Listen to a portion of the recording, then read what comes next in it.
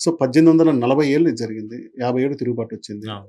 మనకు 1947 సో అంటే దాదాపు ఒక 100 అవును. సంవత్సరాల్లోనే రావటం వల్ల ఆనవాళ్ళు కొనసాగాయి. అవును. కులం ఖచ్చితంగా ఉంటది. హ్మ్. కులం ఓన్ చేసుకుంటే నరసింహారెడ్డి పేరు ఇంత దూరం ఇన్ని సార్లు వచ్చేది కాదు.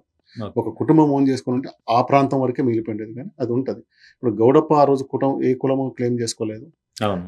అతన్ని వారసులు ఉన్నామని చెప్పుకునేవాళ్ళు లేరు కాబట్టి ఆయన గురించి ఎక్కువ బయటికి రాలా. అయితే అవును. ఈ మధ్య కాలంలో గత 10, 12 ఏళ్ల కిందటి నుంచి కూడా గౌడప్పకి మనం గుర్తుపెట్టుకోవాలని చెప్పి ఆయన పేరుతో ఒక విగ్రహాన్ని కూడా ఏర్పాటు చేశారు. అవును. తెన్నేకల్లో ఒక విగ్రహాన్ని ఏర్పాటు చేసి ఆయన సంస్మరణ సభలు కర్నూలులో జరుపుతా గూడా ఉన్నారు. ఉందని తెలిసిందండి నాకు. ఉంటుంది. హ్మ్. ఆయన సత్యన్ అని ఒకాయన దాని గురించి ఎక్కువ పనిచేసి కర్నూలులో జర్నలిస్ట్ ఆయన. ఓకే. ఆ విగ్రహ ఏర్పాటుగా చేసి ఆయనకు సభలు జరుపుతున్నారు. ఈ మధ్య కాలంలో జరుపుతున్నారు. అయితే వాళ్ళు ఎక్కడ కూడా ఏ కులం పేరు పెట్టట్లేదు. కులం పేరు ఒక కులం వాళ్ళు మాకు సంబంధించిన వాడని వచ్చినా మిగిలిన వాళ్ళు వ్యతిరేకించారు. అవును. ఈ ఆధారాలు తీసుకురావడం చూద్దామని చెప్పి ఇతనికొద్దు ఒక కులానికి నాయకుడిని చేయొద్దు. అవును. దురదృష్టవశాత్తు చాలా పెద్ద నాయకులు ఆ కులానికి అయిపోయారు. ఇక్కడ ఆయనకు అవసరం లేదు. ఆయన చెప్పుకుంది చరిత్ర లేనిది మీరు తీసుకురావద్దని చెప్పేసి ఓకే. కులాలు అతీతంగానే ఆ ఊరు వాళ్ళు చుట్టుపక్కల వాళ్ళు జరుపుతా ఉన్నారు.